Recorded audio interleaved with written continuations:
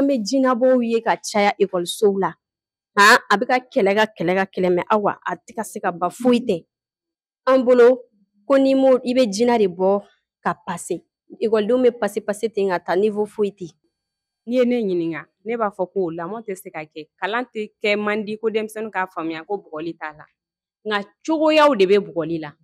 Parce que même si tu te fasses contre l'enfant, tu le tapes là. Après, l'enfant viendra encore chez toi. L'enfant encore viendra chez toi pour dire, tata, j'ai besoin de ci, madame, j'ai besoin de ci. Donc, là, tu es obligé d'être cohérent avec les enfants. Masa kan ka se ka na ekɔliso la hali ni waati bɛɛ tɛ tuma kelen ka na ɲininkali kɛ ne den bɛ cogo di ekɔliso la. Donc i bɛ wagatinin dɔ ta k'a la ɲɛnajɛ dɔɔni i b'a ye u bɛ nisɔndiya o la n'u nisɔndiyara o la i b'a fɔ an ka kɔ segin ka na sɛbɛ la n'o kɛra i b'a ye k'a fɔ ko denmisɛnninw bɛɛ bɛ u hakili sigi ka i lamɛn ka ɲɛ ani i bɛ min fɔ o bɛ tɛmɛ. Complexe scolaire la cité de David bi aw ka gɛrɛ an wulila an nana yen nɔ olu sigiyɔrɔ bɛnnen don Dumanzana ma awɔ aw ka gɛrɛ ne y'o de fɔ aw ɲɛna ko diɲɛ don o don aw maa o maa mako mana jɔ an na a b'an wele f'aw jabala la an bɛ wuli an bɛ taa aw sɛgɛrɛ bi ani école ni denmansaw de bɛna masala aw ka gɛrɛ a bɛ sigi aw ye chaque vendredi à partir de 20h pile sur SB24 TV1 aw ka gɛrɛ i n'a fɔ a b'a kalama cogo min na chaque jour ani thème kura de bɛ na ani thème min bɛ na a bɛ se ka aw nafa a bɛ gɛrɛnadenw nafa wa ne ni Maladɔ yɛrɛ min fana filɛ n'anw bɛ question poser a bɛ anw yɛrɛ fana nafa don n'a nataw fana na Maladɔ ko bɛ cogo di. Awa ko tɛ cogo la i yɛrɛ dun baasi t'i la ayi Zeyina kɔni i taara wɔlɔfɔ dugu la ka na est-ce que an b'a kuma fɛ. Maladɔ ne de fɔ ɲɛna sisan ko k'an bila ka taa Sénégal ayi an bɛna cotiser ne bɛ foli di bɛɛ lajɛlen ma ni wagati in na cɛ fara muso ka denmisɛnnin ni mɔgɔkɔrɔba an tɛ bi ta kuma caya parce que thème min b'an bolo bi awa ma fɔ an ma deli k'a ɲɔgɔn thème ta nka thème min don a ka girin kosɛbɛ awɔ n bɛ foli di bɛɛ ma. Ok Maladɔ faamuyali sɔrɔla o la bi thème ale ma nɔgɔ sani an ka micro di gɛrɛnadenw ma an n'olu ka masala thème min bɛ an bolo bi ko yala mun de kɛlen don ka ekɔlidenw ka niveau bi a da bɛ mɛtiriw de la wa walima a da bɛ ekɔlidenw de la wa an ni u bɛna tila ka masala o kan nka san'o cɛ an bɛ micro passer min yɛrɛ bɛ ne gosi la grande directrice an b'a d'ale ma. Ok nin gɛrɛn diyara an ye kosɛbɛ vraiment gɛrɛn mɔgɔw sera an ma a diyara an ye kosɛbɛ ani thème min fana tara ka ɲɛsin an ma vraiment o fana diyara an ye kosɛbɛ aw dan se an cɛ ma. Ok Yama Damango n hakili la lajɛbagaw bɛɛ lajɛlen ɲɛ b'i la an b'a passer denmansa dɔ b'an kɛrɛfɛ. Anu la ne balimaw tiɲɛna ne fana nisɔndiyalenba don ka aw ye an cɛ ma bi wulada in na ne tɔgɔ ye madame Fani Awa Balo ani ne ka denmisɛnninw bɛ la cité de David la yan nɔ aw nali diyara an ye kosɛbɛ kosɛbɛ ani thème in fana a nafa ka bon kosɛbɛ. Ok ne yɛrɛ tɔgɔ ma an b'a lase les grands boss. N bɛ foli di bɛɛ lajɛlen ma ne tɔgɔ André Noël Pujogo ne ye karamɔgɔ ye la cité de David la. Ok faamuyali sɔrɔ olu la an bɛ taa n'a ye la mademoiselle ou madame Boli. Je m'appelle Togboé Cristal Immaculée. Je suis enseignante à la cité de David. An bɛna taa les grands boss o ye gɛrɛnaden laban ye. A bɛ ni wula ne tɔgɔ ye Adama Damango bon u ye ne invité gɛrɛn na a diyara n ye. D'accord j'espère que aw ko k'a diyara aw ye ko aw ka gɛrɛ nana sigi yɔrɔ la k'a diyara aw ye n'aw ko k'aw mago b'an na wagati o wagati a ye wele bila an ma aw ka gɛrɛ an bɛna an cogoya Maladɔ an bɛ question di gɛrɛnadenw ma ka sɔrɔ ka na e la an ka kɛ ten ya. Ok an bɛna la grande directrice la a fɔra ko niveau tɛ ekɔlidenw na dɔw ko mɛtiriw de nɔ don dɔw ko ekɔlidenw de nɔ don anw t'a dɔn min don e bɛ se ka mun de fɔ an ɲɛna o kan. Ok o ɲininkali diyara ne ye kosɛbɛ ni ne ɲininkara ne b'a fɔ ko denmisɛnninw ka ekɔlidenw ka niveau tanya ekɔlidenw nɔ tɛ ekɔlimɛtiriw nɔ tɛ nka denmansaw de nɔ don ne bɛ o fɔ kamasɔrɔ n'i y'a mɛn den a bɛ bɔ denmansaw de yɔrɔ ka sɔrɔ ka se karamɔgɔw ma o min ye ekɔliso ye jani den yɛrɛ ka bɔ so lamɔ dɔ de bɛ d'a ma jani a ka na ekɔliso la donc den bɛ bɔ ni min ye so i b'a ye a caman na a bɛ na o de yira ekɔliso la awɔ. Donc i bɛ fɛ k'a fɔ sisan ko denw ka lamɔ ma sabati kosɛbɛ sokɔnɔna la n'u lamɔna so kɔnɔna la u bɛ se ka n'a baara tɔ continuer école la i bɛ fɛ k'o de fɔ. Awɔ, kamasɔrɔ la cité de David Kadevisi ye min ye o ye discipline, travail, réussite. Mun kama kamasɔrɔ ni mɔgɔ ma lakolon i b'a ye k'a fɔ a tɛ se ka baara ɲuman kɛ. N'i ma baara ɲuman kɛ i tɛ se ka se sɔrɔ. An kan ka denmansaw de ka kɛlenw dafa. Donc ni denmansaw ma u ka kɛta kɛ i b'a ye o bɛ place lankolon min bila a lakɔlikaramɔgɔw bɛ min don denmisɛnninw kunna i b'a ye k'a fɔ a bɛ na ni ɲagamili ye kamasɔrɔ i bɛ taa sɔrɔ sɛbɛ u t'a jate sɛbɛ ye. Ok, je vois. Faamuyali dɔɔni sɔrɔ olu la. An bɛ taa ne yɛrɛ tɔgɔma fan fɛ n'ale ye denmansa ye. I komi karamɔgɔ de bɔra k'a ta fɔ sisan. Directrice ale y'a ka rôle fɔ ko min bɛ na ni a ye. A da bɛ ekɔlidenw de la. Barisa ko mansaw de kelen tɛ ka ekɔlidenw mara ka ɲa k'u ka éducation ni o ma labara so kɔnɔ ka ɲa k'u tɛ se ka n'a labara ekɔli la. Ale ye dɔɔni fɔ a ye dɔ faamuya o la. An bɛ taa ne yɛrɛ tɔgɔma fan fɛ ale fana k'a ta fɔ.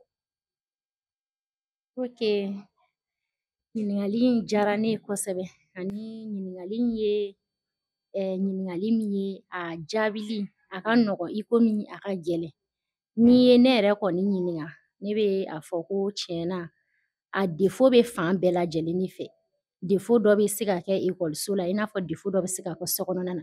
Sabula tuma dɔw la an bɛ denmisɛnninw an b'u kolon mais an yɛrɛ fɛnɛ bolo ni u nana ekɔli la a tɔ bɛ dafa ekɔliso de la.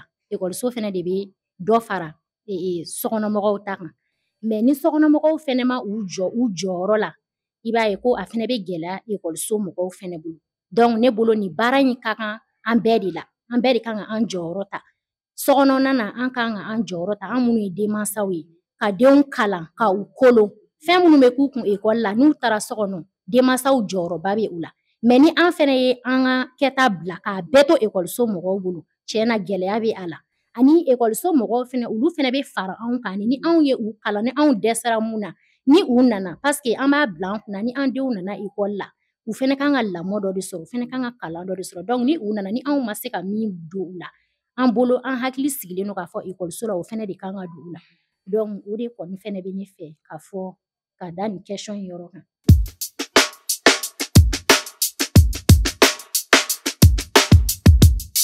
An ka makeup tigilamaba dɔ ni Ala y'ale ka kalifa minɛ a la Dubayi. O kɛra contexte jumɛn kɔnɔna na? Maladɔ an bɛ bolo. Awa n bɛ foli di n ka mɔgɔw ma nin wagati in na ne y'o de fɔ i ɲɛna ni heure sera dɔrɔn olu fɛnɛ bɛ kurun pousser ka gɛrɛ de. Awɔ n b'u fo dante foli min na Mali kɔnɔ Mali kɔkan komi i y'a fɔ cogo min na kuma daminɛ na Momo makeup Ala y'ale ka miniji dɔgɔya denmisɛnnin kun don a kun bɛ s'a ka baara la kosɛbɛ mɔgɔ caman b'ale fɛnɛ dɔn réseau kan a bɛ maquillage kɛ mais a yirala k'a fɔ Batuli ɲangini bɛɛ b'ale dɔn ale tɛ maadenni ye o de ka makeup kɛla kun don a bolonɔ kun ka di Batuli ye cɛ in kɔni Ala y'a ka kalifa minɛ a la an bɛ dugawu kɛ Ala ka badabada dali nɔgɔya ye Ala ka saya k'a ma lafiya ye jɔn bɛɛ n'i ka don don ni waati sera fura foyi t'a la sababu de bɛ wuli k'a jɔ mais komi bɛ nin ko in kɔrɔ an b'a ɲini maliyɛnw fɛ an k'an dusu faga ni saya ser'i ma k'i to lahalaya o lahalaya la a bɛ na fura t'a la mais an bɛ dugawu de k'a parents ye mais Awa min ye ko in gɛlɛya fɛnɛ a yirala k'a fɔ saya kɛra o ma kɛ kojugu ye nka su ma se ka na Mali la su ma se ka na kun jumɛn na a yirala k'a fɔ jamana dɔw kan ni banni kɛra yen n'i tɛ yen nationalité t'i bolo papier ko dɔw de kan ka ɲɛnabɔ walasa su ka escorter ka na mais o ma se ka kɛ fɔlɔ an bɛ dugawu de kɛ Ala k'o sababu nɔgɔya Ala ka a koɲɛ bɛɛ lajɛlen nɔgɔya Ala k'an fama ni ɲɔgɔn nouvelle ma nin tile fila in na an ka émission kɔnɔ an bɛ dansigi bi ta in bɛ bila yan yɔrɔ la Ala ka don wɛrɛ yira an na.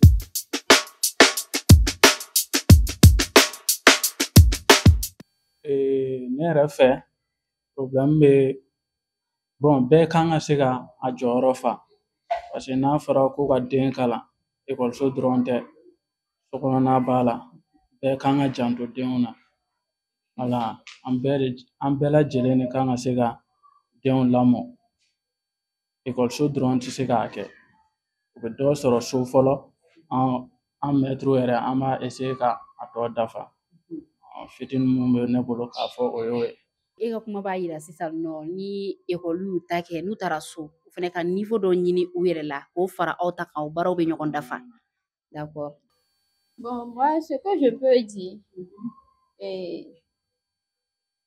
disons que les enfants, tous les enfants sont intellectuels. Tous les enfants sont intellectuels. Maintenant, le fait que quand on prend un enfant, si tu analyses bien correctement l'enfant, tout ce que tu dis à l'enfant, elle peut le faire. Mais il y a une manière de discipliner l'enfant, d'amener l'enfant à travailler et à faire ce que tu veux. Donc, c'est pour cela, chez nous ici, on fait l'accent surtout sur la discipline, le travail, le réussite. Et on veut que les enfants apprennent aussi à parler la langue française. Malgré qu'ils s'expriment en bambara, la langue française, on veut que les enfants s'expriment aussi dedans. Parce que les enfants, ils ont un niveau, comment dirais-je? Je ne peux pas dire un niveau baisse. Je veux dire que leurs niveaux sont un peu élevés. Parce que si tu dis à l'enfant de faire ci, il fait, mais pas tellement comme tu le veux. Pas tellement comme tu le veux. Mais si tu dis non comme ça, tu essaies d'avoir des techniques pour la madre pour faire, elle fait correctement ce que tu veux. Elle fait correctement ce que tu veux. Donc, moi, je suis au jardin. Et avec les enfants, avant de travailler avec l'enfant, tu dois te mettre dans la tête que toi aussi, tu es un enfant. Si tu ne te dis pas que tu es un enfant, tu ne peux pas travailler avec eux. Tu ne peux pas travailler avec eux. Tu dois te dire, moi aussi, je suis un enfant. Je suis dans un monde avec eux. Et travailler avec les enfants, c'est quelque chose de tellement, je peux dire, c'est tellement bon que tout le monde ne sait pas l'aspect qui est dedans, quoi. Rester avec les enfants, c'est une bénédiction. C'est une bénédiction. Même si tu es stressé à la maison, tu es soucieuse, tu viens à l'école, parmi tes élèves là, quelqu'un fera quelque chose et tu auras les sourires aux lèvres. Ça, c'est sûr. Ça, c'est sûr. Ok, merci. Vraiment, toi, tu as très bien compris. Vraiment, c'est ça. Ok, Amitara, monsieur Fanfé, allez faire un siga qu'il n'a pas fait. Bon, ɲininkali diyara n ye. N'i ko lamɔ a tɛ se ka kɛ fankelen fɛ fo bɛɛ ka se ka a niyɔrɔ dafa. Bamananw b'a fɔ cogo min na ko bolokoliden kelen tɛ se ka bɛlɛ ta fo bɛɛ ka a niyɔrɔ kɛ ka dafa. Ekɔliso la u bɛ min kɛ u ka se ka n'u u ye o kɛ ni exercice dira u ma u ka se ka taa so fo parents fɛnɛ ka u janto u la walasa olu fɛnɛ ka se ka u janto u la u ka se ka o exercice kɛ. N'i ma janto denmisɛnninw na a bɛ se ka kɛ kulonkɛ senfɛ u bɛ ɲina u tɛna se ka u ka baarakɛtaw kɛ. Ok, n bɛ fɛ k'a fɔ sisan nɔ denmisɛnninw ka dɔw ka kulonkɛ ka bon n'u ye min kɛ ekɔli la n'u tagara so parents ka fara aw kan aw ka kuma b'a yira de aw ni parents de kan ka baara kɛ ɲɔgɔn fɛ baara in tɛ to aw kelen bolo. Malado. Awa. Bon, komi an ye invité lamɛn. Bon, ne yɛrɛ kɔni hakilina la an ye maîtres lamɛn, ka école karamɔgɔw lamɛn, ka parents lamɛn. Komi an balimamuso bɔra k'a fɔ cogo min na, ne bolo ko in bɛ côté bɛɛ de la. Parents nɔ b'a la, komi enseignants nɔ b'a la cogo min na. A fɔ cogo di ko denmisɛnnin bɛ kalanyɔrɔ 3 de la. Sokɔnɔna bɛ den kalan, kalanyɔrɔ b'a kalan, carré kɔnɔna fɛnɛ bɛ tila ka den kalan. Bon, den ka fréquentation o de ye kɛnɛmana ye. Mais ni den bɛ ta école la, comme directrice y'a fɔ cogo min na, ni aw y'aw ta kɛ k'a di maîtres ma, parce que parents d'élèves caman de bɛ yen, u dalen don den ka kuma bɛɛ la. Ni den nana fɛn fɛn fɔ so, u dalen b'o la. Élèves dɔw yɛrɛ b'a fɔ awa ko ni maître masina in t'olu fɛ. N'a fɔ ko ne y'a jateminɛ dɛ nin maître in tɛ ne fɛ yɛrɛ de, a bɛ ne contre yɛrɛ de la. Tant que n'i y'o bila i kunkolo la ne bolo a bɛ gɛlɛya i bolo parce que e nana kalan de la, e mana i ye ɲɛnako la o. Ne sigilen don i n'a fɔ tɔw sigilen don cogo min na, i b'i ka cours ta. N'i taara so n'i ma yɔrɔ min faamu et puis complexe fitinin fɛnɛ bɛ ekɔlidenw na, awa an bɛɛ ye ekɔlidenya kɛ. Dɔw bɛ maloya k'a fɔ ma nin faamu. U bɛ maloya k'a fɔ monsieur ne ma nin yɔrɔnin faamu dɛ, u b'a to de ni o tigi tilala u bɛ sɔrɔ k'u ekɔliden ɲɔgɔn dɔ ɲininka ne ko monsieur tun bɛ ka mun de fɔ de, ou bien madame tun bɛ ka nin yɔrɔnin ne m'a faamuya, e m'a faamuya ale dun bɛ sara aw de kama. n'i y'i tɛgɛ kɔrɔta k'a fɔ o tɛ maloya ye o. Tu es venu pour apprendre. Mais munna e bɛ maloya k'a fɔ ko n ma nin yɔrɔnin faamuya mais ni n y'a fɔ ekɔliden tɔw bɛna fɔ ko n ye vaurien ye. Et pourtant papier de bɛ yen nɔ aw bɛna compétition dɔ de kɛ. O de la an bɛ jinabɔw ye ka caya ekɔlisow la. A bɛ ka kɛlɛ mais awa a tɛ ka se ka ban foyi tɛ. An bolo ko n'i m'o i bɛ jina de bɔ ka passer. Ekɔlidenw bɛ passer ten ka taa niveau foyi tɛ. I bɛ taa sɔrɔ dɔ bɛ kɔfɛ ekɔli dɔ la wala n'i y'a ta ka taa bila ala primane la olu bɛ se ka mun kɛ a tɛ se k'o kɛ. Parce que a bɛ ka passer ni jinabɔ de. Jina u b'a dɔn u tulo bɛ na ekɔlidenw bɛ jinabɔ dɔn examen kɛyɔrɔw la ci bɛɛ bannen don ou bien k'u sigi ka brouillon kɔnɔ karisa n'i tilala i b'i ka brouillon jan a kɔni bɛ ka kɛlɛ u b'u seko la mais maîtres yɛrɛ b'a dɔn classe kɔnɔ nin niveau ka dɔgɔ ni nin ta ye. Ekɔliden dɔ bɛ i b'a sɔrɔ kalan man d'a ye mais n'a ye cours suit a ɲɛma a b'a yɛrɛ ɲɛnabɔ o bɛ yen mais dɔ bɛ yen ale kɔni bɛ k'a suit dɛ mais a hakili yɛrɛ tɛ classe kɔnɔ. Mais ne fɛnɛ bolo maîtres fɛnɛ kan ka yɔrɔnin mun fara u boloda kan an ka denmisɛnnin bɛɛ lajɛ adamaden sugu ka ca cogo min na n'i b'a dɔn ko apprentissage sugu dɔ de bɛ yen n'i y'o kɛ i ka ekɔlidenw bɛ faamuyali kɛ taa n'o ye. An y'a ye jɔ dɔw la wagati dɔ la TikTok sanfɛ maître dɔ bɛ yen a bɛ dɔn kɛ a bɛ misiki kala ka dɔn kɛ n'a ka denmisɛnninw ye pour que u k'a faamuya. Dɔ bɛ yen nɔ kulonkɛni de ka d'a ye i bɛ système dɔ de ta dɔrɔn i yɛrɛ b'a dɔn i ka cours bɛ faamu cogo sinon an ka tiɲɛ fɔ maître dɔw ka cours tɛ faamuya wa u ka cours tɛ faamu. Voilà yɔrɔnin faamuyara Malado a y'a da se caman ma explication an bɛna directrice fan fɛ ale k'a da bila o la barisa min bɛna ni o ye maître caman bɛ yen nɔ u b'u ta k'u kɛ maître ye o b'a sɔrɔ niveau ɲɛnama t'u la. Ekɔliden dɔw yɛrɛ bɛ yen n'u olu dɔw yɛrɛ paraw kalanso olu ka niveau bɛ se ka bonya n'o maître ta ye mais la directrice est-ce que yan'aw ka mɔgɔw ta aw t'u ka niveau lajɛ fɔlɔ n'a b'a dɔn ninnu bɛ se ka nin kalan ka ɲɛ walima i n'a fɔ madame bɔra k'a fɔ cogoya min na i kan ka tilenkɛ n'i bɛ ka min kɛ denmisɛnnin kun i b'i yɛrɛ bila a ka niveau la n'i ye denmisɛnnin dɔ i b'i yɛrɛ bila a ka minɛn kɔnɔ ka tilenkɛ ni fɛnw kɛ n'u ye mais ni sɛbɛ fana nana i bɛ sɛbɛ kɛ mais sisan n'i y'a ta k'a lajɛ an bɛ maître caman ye o visage bɛ serré explication na Malado da sera a ma sisan fɛn nafaba de bɛ a la caman bɛ yen nɔ u b'u sigi classe kɔnɔ u bɛ taa o bɛ k'u ta bannen nka n'u nana siɲɛ wɛrɛ ni e ko k'e bɛ fɛn devoir di walima ka introduction k'u kunna évaluation k'u kunna voilà n'i ye évaluation k'u kunna n'u ma se ka moyenne sɔrɔ i b'a fɔ ko i bɛna dimi k'a fɔ k'u tɛ baara kɛ so o b'a sɔrɔ e ye explication min d'u ma o da bɛ e yɛrɛ de la ni explication tɛ faamuya a ma nɔgɔ e bɛ se ka mun de f'u la maître minnu tɛ explication di ka ɲɛ walasa ekɔlidenw fana ka u bɛn ni ekɔlidenw ka niveau ye quoi hali bɛ se ka segin explication ka siɲɛ 10 barisa ekɔlidenw nana a kama de u kan ka taa ka taa ni fɛn dɔ ye so ye fɛn min faamuya i bɛ se ka mun de fɔ ekɔli maître sugu ye. Ok o ɲininkali diyara ne ye Malado y'a fɔ cogo min na tiɲɛ de don ekɔlidenw ka niveau tɛ kelen ye mɔgɔw ka faamuyali fɛnɛ cogoyaw tɛ kelen ye explication siɲɛ kelen b'a to dɔw bɛ faamuyali kɛ dɔ ta f'i ka segin a kan siɲɛ 2 o n'a cogoya o ye tiɲɛ ye ani a ye da sera yɔrɔ dɔ fɛnɛ ma k'i bɛ taa sɔrɔ den bɛ bɔ so ka na a bɛ kilasi kɔnɔ mais a hakili tɛ yen nɔ ni Malado y'o fɔ a diyara ne ye kosɛbɛ kamasɔrɔ o ye fiɲɛba de ye i bɛ a ye k'a fɔ a caman fɛnɛ tɛ ekɔli maîtres nɔ ye k'a fɔ k'u tɛ janto o yɔrɔ la o tɛ mais ne fɛ la cité de David anw bɛ o yɔrɔ an bɛ janto o la kosɛbɛ mun kama kamasɔrɔ i b'a ye ni denmisɛnnin hakɛya ka ca a ma nɔgɔ mɔgɔ kelen ma i ka janto denmisɛnnin bɛɛ la ɲɔgɔn fɛ mais ni denmisɛnnin hakɛya man ca i bɛ se ka i ka principe kɛ k'a fɔ i ka maîtres ɲɛna u ka u janto denmisɛnninw ka o yɔrɔ la o b'a la ni i y'a fɔ cogo min na fɛnɛ ko n'an bɛ maître minnu ta tiɲɛ de don a ka ca maîtres suguya fɛnɛ ka ca kamasɔrɔ caman bɛ wari de nɔfɛ mais caman tɛ k'a fɔ ko n bɛ ka dɔnniya de di o tɛ an ka susiba ye quoi mais ni o y'a sɔrɔ adamadenw fɛnɛ ka haminaw ni walima u ka miiriyaw tɛ kelen ye a bɛ o cogo la kamasɔrɔ ni a b'e kɔnɔ k'a fɔ e min ye ekɔli maître ye i ye ekɔli maître ye tiɲɛ de don o ye ekɔliso de ye mais n'i taara so e fɛnɛ ye denmansa de ye n'i taara so e fɛnɛ ye denmansa ye yalima ni e bɛ ka min kɛ walidenw kun n'o kɛra e denw kun a bɛ diya i ye o de kama ne y'a fɔ ko ni fiɲɛ bɛ denmansaw la kamasɔrɔ anw bɛɛ ye denmansaw de janni an ka se maître ma donc ni bɛɛ ye i ka rôle jouer a cogo bɛnnen na ni i nana i bɛ cours kɛ tiɲɛ de don denmisɛnninw ka concentration hakɛya de b'a la hali mɔgɔkɔrɔba hakɛya de b'a la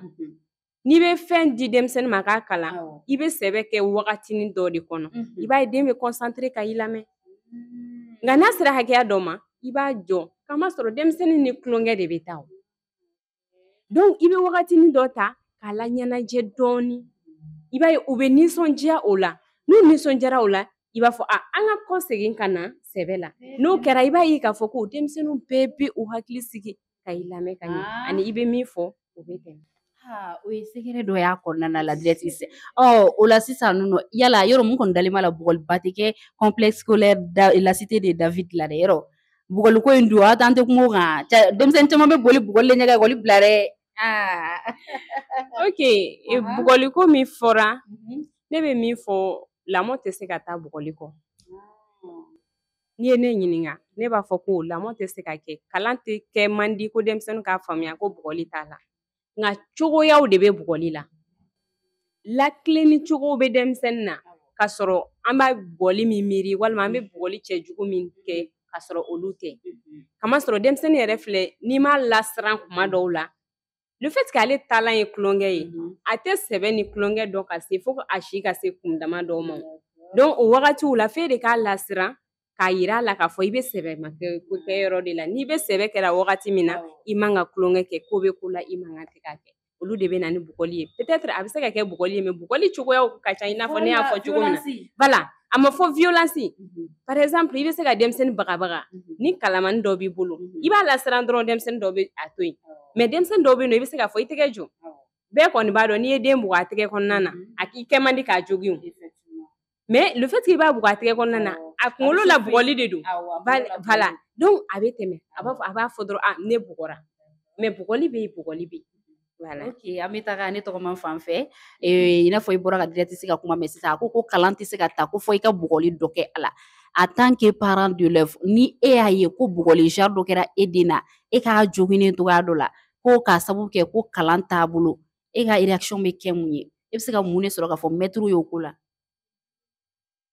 Ok ne tɔgɔma i ka ɲininkali a diyara ne ye kosɛbɛ an bɛ se k'a fɔ ko sisan bugɔli baliya nana ekɔli la n'o tɛ anw y'an ka ekɔli kɛ wagati min na an tun bɛ bugɔ fali bugɔ busan de tun bɛ yen an tun bɛ chauffer yɛrɛ yɛrɛ hali i tɛ se k'a yira i somɔgɔw la i b'i fari datugu k'a dogo u kana dɔn k'i bugɔra yɛrɛ parce que an bɛ se ka min fɔ nin ko in yɛrɛ la tiɲɛ na a ma nɔgɔn dɔɔnin i m'a ye mansaw bɛɛ ko an den kana bugɔ nin kana kɛ an den na donc a ka gɛlɛn quoi ne yɛrɛ kɔni bolo k'a fɔ ko den tɛ bugɔ ne kɔni bolo den bɛ se ka bugɔ parce que denmisɛnnin bɛɛ u b'a fɔ cogo di denmisɛnnin bɛɛ n'a gɛnbere de don denmisɛnnin dɔw bɛ yen n'i y'u kɔrɔfɔ dɔw bɛ kɔrɔfɔli mɛn u b'u sigi u bɛ ɲɛji sumalen jigin u bɛ miiri mais dɔw bɛ yen tant que n'i m'u bugɔ u tɛ kolo hali sokɔnɔnaw na i yɛrɛ denw na i b'a ye u tɛ kelen ye dɔw bɛ yen n'i y'u bugɔ u bɛ kalan kɛ walima dɔw bɛ yen n'i y'u kɔrɔfɔ u b'u ɲɛsin mais dɔw bɛ yen f'i ka u bagabaga kosɛbɛ donc ne yɛrɛ kɔni bolo k'a fɔ ko bugɔli kana kɛ ekɔli la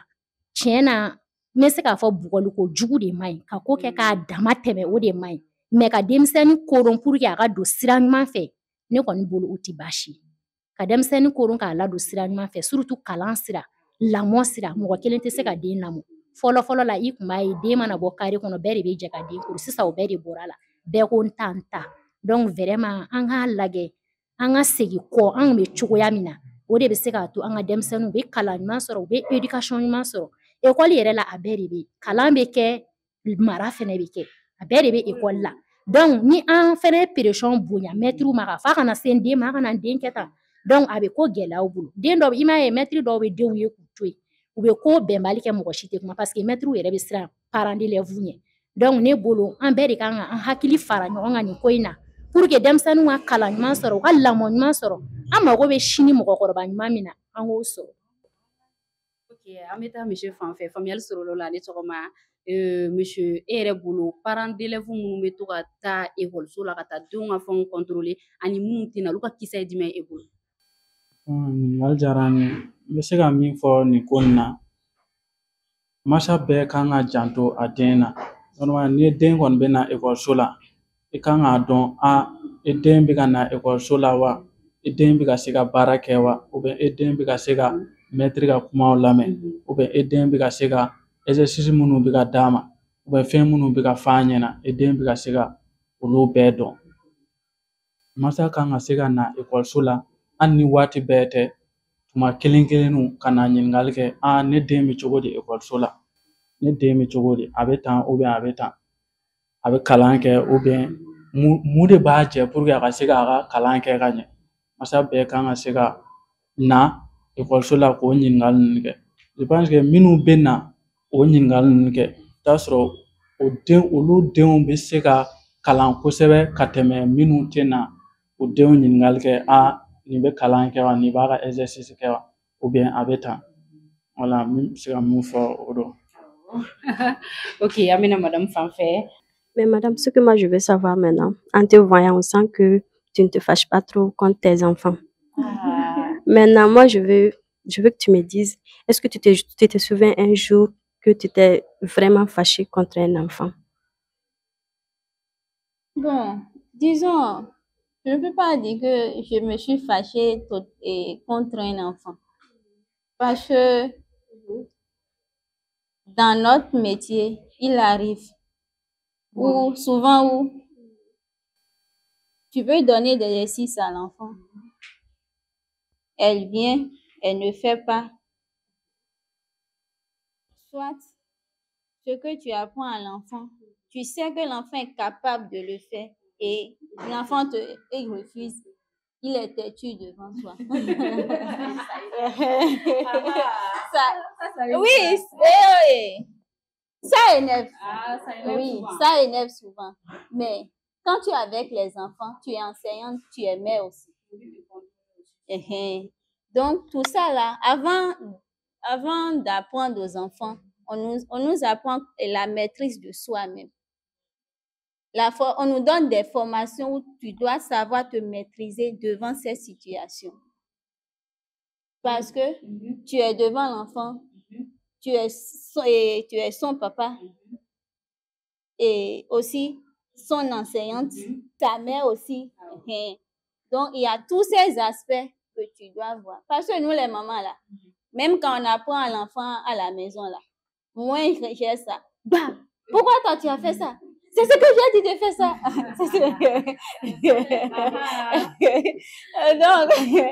Donc, nous, à l'école, on apprend à se concentrer comme on apprend aussi à l'enfant à se concentrer. Donc, fâcher contre l'enfant, si tu te fâches, tu te fâches pour rien. Tu te fâches pour rien, ce sont tes enfants. Parce que même si tu te fâches contre l'enfant, tu le tapes là. Après, l'enfant viendra encore chez toi. L'enfant encore viendra chez toi pour dire, tata, j'ai besoin de ci, madame, j'ai besoin de ci. Donc, là, tu es obligé d'être cohérent avec les enfants, d'être relax avec les enfants. Et surtout, si tu es concentré, apprends l'enfant à concentrer, tu es gentil avec l'enfant, tu parles avec l'enfant calmement. C'est que ce que tu demandes à l'enfant là, elle va te faire d'un coup d'œil et toi aussi, tu seras content. Tu seras très content. Donc, avec les enfants, il faut avoir la patience. La patience. Si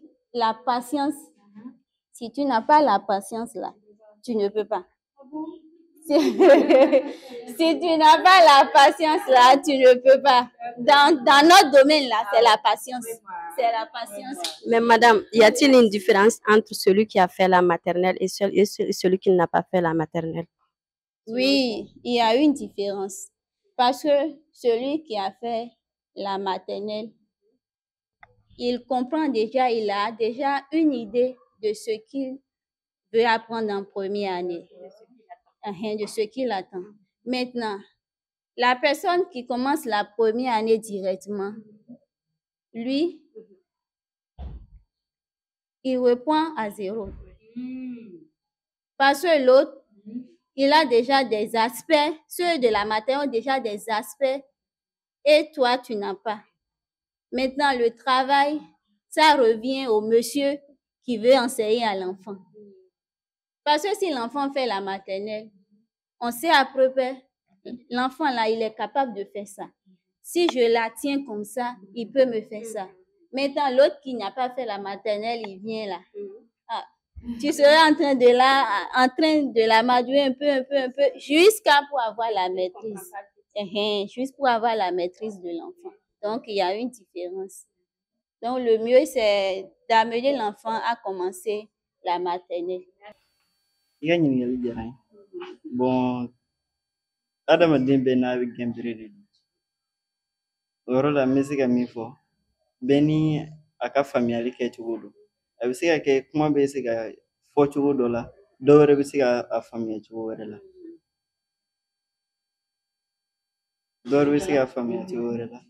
O de kama bɛɛ ka faamuyali tɛ kelen ye. Fo mɛtiri ni parents d'élèves yɛrɛ ka fara ɲɔgɔn kan, ka denmisɛnninw yɛrɛ ka walasa u ka se ka faamuyali kɛ ani u ka se ka courage sɔrɔ ka se ka u ka baaraw kɛ. Ni ne ye ka kuma faamuya e bɛ fɛ mɛtiriw ni ekɔlidenw parents d'élèves ka to ka ɲɔgɔn ye de ya ka communiquer ni ɲɔgɔn ye den ka état kan. O bɛ se ka kɛ, u bɛ se ka ɲɔgɔn ye wagati ni wagati, hali ni a ma se ka kɛ wagati bɛɛ ye, u ka se ka den bɛ se ka taa ɲɛ cogo min na, n'u taara so u kan ka baara min kan ka d'u ma, u kan ka se ka o baaraw kɛ, ani n'u nana ekɔliso la fɛnɛ, u kan ka bilasira cogo min na, ani u ka se ka bilasira. Ok, ne balimamuso bɔra ka min fɔ sisan ni o ye ko ni denmisɛnninw bɛ sokɔnɔna na i bɛ taa sɔrɔ denmisɛnninw ka faamuyali cogoyaw tɛ kelen ye. Yala an minnu ye denmansaw ye an jɔyɔrɔ ye mun ye o ko la? Ne hakilina na an jɔyɔrɔ ye min ye ni mansa minnu bɛ yen nɔ ni u kalalen don olu de kan ka denmisɛnninw fana dege so kɔnɔ k'u janto denmisɛnninw na ka to k'u ka kayew surveiller k'u ka kalan cogoyaw jate minɛ. N'i yɛrɛ b'a dɔn défaut min bɛ i den na i bɛ se ka wuli ka se ekɔliso la k'a fɔ karisa mise de don walima madamu de don, karisa ne ɲɛ b'a la nin défaut bɛ ne ka den na, e yɛrɛ fɛ an bɛ se ka solution jumɛn sɔrɔ? A bɛ kuma ɲɔgɔnya kɛ de temps en temps i yɛrɛ ka taa. Par exemple ne ka den dɔ bɛ ne fɛ yen nɔ ale kulonkɛ de ka d'a ye kojugu. Il est intelligent mais kulonkɛ kɛlen don k'a mako sa. Donc ne b'a suit de près de. Ekɔli yɛrɛ talen ne taara f'u ka ekɔliso la n taara fɔ mise ye n ko nin filɛ nin ye kulonkɛ de ka d'a ye i k'a kɔlɔsi. I m'a ye donc parents d'élèves kana fari faga o la n'a ma ɲɛ kɔni ko ala ye den d'i ma i bɛ den suit de près de. Den ka ko tɛ se ka to ekɔliso dama ma. An bɛɛ de b'an fanga fara ɲɔgɔn kan. N'i b'a dɔn sokɔnɔna na den min ka kulonkɛ fanga ka bon e de b'o dɔn parce que e den de don. Ni min fɛnɛ ka faamuyali ka teli e de b'o dɔn. Ni min fɛnɛ ka faamuyali ka suma an b'a ye cours fɛnɛ bɛ yen nɔ n'i b'a dɔn i kalalen tɛ i bɛ se ka mɛtiri ɲininka cours ko bɛ cogo di pour que ka den dɛmɛ a bɛ se ka faamuyali kɛ cogo min na. Ani o kɔni ye ne hakilina ye o yɔrɔ ko ta fanfɛ. An bɛna directrice fan fɛ madame mun y'a fɔ a ka kuma na ko ekɔli b'a daminɛ primaire fo ka bila deuxième la ka daminɛ jardin fo deuxième mais est ce que don n'a nataw la hakilina b'aw la ka dɔ fara kan ka se niveau jumɛn ma? Ok, hakilina banna ka taa n'a ye fo ni ala yɛrɛ ye min nɔgɔya sa fo université n'ala y'o nɔgɔya. Mais i b'a fɔ madame y'a fɔ cogo min na k'a fɔ ko an b'a daminɛ maternelle la ani ka se deuxième na mun kama kamasɔrɔ an y'a daminɛ salongo de. Voilà, école kura de don an y'a daminɛ a ma mɛn donc maintenant an bɛ fɛ de ka denmisɛnninw ta minnu y'a daminɛ anw yɛrɛw fɛ yen ka yɛlɛ n'u ye donc anw ma mɛn a la donc salon de an ye première année daminɛ. Voilà, minnu y'a daminɛ anw fɛ yen olu de bɛ taa première année na ka taga deuxième na pour que parce que i b'a dɔn fo ka se deuxième ma ni denmisɛnnin bɛ se ka bɔ école wɛrɛ la ka na i bɛ fɛ ka niveau min di o denmisɛnnin ma n'i ye i seko kɛ i bɛ se ka redresser mais ni denmisɛnnin tɛmɛna o kan k'a fɔ i bɛ kilasi bɛɛ dayɛlɛ ɲɔgɔn fɛ i b'a ye i mako bɛ niveau min na k'a di denmisɛnninw ma sɔrɔli ma nɔgɔn. Voilà. D'accord. Weleweledakan jumɛn bɛ e bolo ka di denmansaw ma minnu kɛlen don k'u denw to sokɔnɔsigi la k'u ban k'u don école la? Welewelekan min bɛ ne bolo ka ɲɛsin denmansaw ma ka denmisɛnninw to so kɔnɔ an bɛ denmansaw bɛ jo sɔrɔ sababu caman d'u yɛrɛ ma se tɛ ne ye walima n bɛ fɛ a ka n dɛmɛ a bɛ tan tɔ mɔgɔ tɛ ne bolo a bɛ tan mais ne bɛ min fɔ ala mana den d'i ma i ka da la k'a fɔ ko ala ye baara dɔ de kalifa i ma ala tɛ doni foyi da mɔgɔ kun n'a ma ta fanga d'i ma donc ni ala ye den min d'i ma kalan ye den ka hakɛ de ye den ka hakɛ ye kalan de donc i kan ka don kalan na i ka se mana kɛ min ye anw fɛ yan den ka kalanbaliya caman tɛ k'a fɔ ko se tɛ denmansa ye dɛ an yɛrɛ denmansaw ka ko caman de lakilennen tɛ an kololen tɛ mun kama parce que ni bɛ i ka kow programme k'a bila hali ni se tɛ e ye don o don ni e ko ko i bɛ dɔrɔmɛ 10 bila walima i bɛ 20 bila i b'a ye i bɛ se ka den ka kalan sara ka sɔrɔ a ma digi i la mais ni e y'a fɔ ko ani kalo sara de 2000 de don walima 3000 de don walima a ka ca ne tɛ se k'a kalan ne tɛ se k'a sɔrɔ k'a di c'est parce que a man di ye de tubabukan na u bɛ zana dɔ da si tu veux là tu peux si tu veux tu peux donc n'a ka di ye ka fɛn o fɛn kɛ dɛ i bɛ se k'a kɛ voilà ne bɛ se k'o de fɔ. D'accord an ka gɛrɛ bɛ ka se a kuncɛma yɔrɔ ma an bɛ taa monsieur fan fɛ a k'a ka dakuruɲɛ laban fɔ ani ladilikan laban. Bon, ne ka kuma laban ye min ye aw nali diyara an ye denmisɛnninw ka kalanko an bɛɛ ka ko don denmisɛnninw ka kalanko ye an bɛɛ ka ko ye maître dɔrɔn tɛ masaw dɔrɔn tɛ an bɛɛ lajɛlen ka ko don an k'a lajɛ bɛɛ ka a jɔyɔrɔ fa pour que denmisɛnninw bɛ se ka kalan cogo min na an k'o kɛ. Ok, n ka foli bɛ aw ye tiɲɛ na aw nali diyara an ye ani aw ka kuma ninnu nafaba de bɛ u la ani ne fana bɛ min fɔ ka fara nin kan o ye vraiment an bɛɛ ka an seko kɛ ni i ka devoir ye min ye n'i y'o kɛ ɔkɔliso k'u ta kɛ vraiment n'a farala ɲɔgɔn kan ani an mago bɛ jaabi min na an bɛna o sɔrɔ awɔ o de bɛ ne fɛ ka fɔ. Ok aw ka gɛrɛ diyara an ye kosɛbɛ donc vraiment kumakan laban minnu bɛ ne bolo o ye nin ye k'a fɔ ko vraiment kalanko ye jamana ko de ye soko dɔrɔn tɛ ekɔliso ka ko dɔrɔn tɛ denmansaw dɔrɔn ka ko tɛ mais jamana ko yɛrɛ de don parce que ni denmisɛnnin an y'a fɔ cogo min na denmansaw mana u jɔyɔrɔ fa école-maîtres mana u jɔyɔrɔ fa a ka ca ala fɛ an bɛ sifinw sɔrɔ n'u kɔrɔbatɔ la u bɛ hakili sigilen de bɛ kɔrɔbaya u bɛ ɲɛtaga de ɲini u bɛ jamana ka ɲɛtaga ɲini a t'u bila ka don ko suguyaw la min bɛ se ka kɛ u yɛrɛ yɛrɛbakun halakili sababu ye walima ka wuli ka taa u yɛrɛ bila fɛn wɛrɛ la min bɛ se ka halakili fɛnɛ se jamana ma. Ce que je vais dire, inscrivez vos enfants à la cité de David. Vous n'allez pas regretter. Venez inscrire vos enfants seulement. Vous n'allez pas regretter. C'est pas cher, c'est pas cher. Non, venez seulement. C'est pas cher. Il n'y a pas de souci, venez seulement, c'est pas cher. Ok, aw ka baro diyara n ye kojugu. Ne bɛ aw fo aw ka baaraw la halisa ala ka aw ka baaraw yiriwa. Tiɲɛ yɛrɛ la aw ka kumaw diyara n ye tiɲɛ yɛrɛ la a y'aw ka denmisɛnninw di kalan na a ka ɲi u ka avenir ma tiɲɛ yɛrɛ la aw ka baro diyara n ye kojugu. Ok mala dɔ yɛrɛ ka dakuruɲɛ laban. Awa yani n ka dakuruɲɛ laban fɔ n bɛ foli di an ka invitew ma vraiment baro diyara nin de fɔra e hakilina ni ne ta n'an y'an fara ɲɔgɔn kan a bɛ kɛ bakuruba ye ne bɛ yɔrɔnin min fara directrice ka kuma kan ka den don école la parent ka devoir dɔ de don k'a kɛ den ni den fitinin dir'i ma fɛn de kalifar'i la i kan ka ko dɔ de k'a ye yan'a ka kɔrɔbaya a fɛnɛ b'a sara i ye hali ni mɔgɔ tɛ se k'i masa sara tugun mais k'a fɔ denmisɛnninw fɛnɛ den fitinin ka t'i se âge dɔ ma nafa foyi t'i la kalan kɔ tu dois apprendre i kan ka fɛn dɔ de kalan diɲɛnatigɛ koba de b'i ɲɛ i t'a di i bɛ taa yɔrɔ min e ma kalan kɛ i tɛ langue dɔn i tɛ sɛbɛnni dɔn n'i taara jamana dɔ la a bɛ gɛlɛya kosɛbɛ an b'a caman dɔn dɔw bɛ taa u tɛ se k'u yɛrɛ ɲɛnabɔ i sirilen de bɛ to mɔgɔ la i gulonnen de bɛ to mɔgɔ la fo ka taa min kɛ ala k'an kisi o ma n'aw taara école la a k'aw tulo dayɛlɛ a k'aw ɲɛ yɛlɛ a ka lamɛnni kɛ a ka kalan kɛ nafa foyi t'an na o kɔ n bɛ foli di an filɛbaga bɛɛ lajɛlen ma ala ka siɲɛ wɛrɛ jira an na. D'accord denmansaw k'aw bɛɛ lajɛlen ka n'aw denw tɔgɔ sɛbɛn complexe scolaire la cité de David k'u sigiyɔrɔ bɛnnen don Dumansana ma n'aw nana aw kunbɛn bonya ni karama la wa k'u ka sara man ca awɔ u bɛ denw ladon ka ɲa yɛrɛ yɛrɛ yɛrɛ de hali ni ninnu kɛcogo i b'a dɔn k'u bɛ se denw ladonni na wa kalan yɛrɛ yɛrɛ de bɛ yan nɔ ok nin bɛna dansigi kɛ aw ka bi gɛrɛ na semaine wɛrɛ an bɛ fan jumɛn jɔn de bɛna an wele semaine wɛrɛ an ka taa aw ka gɛrɛ sigi.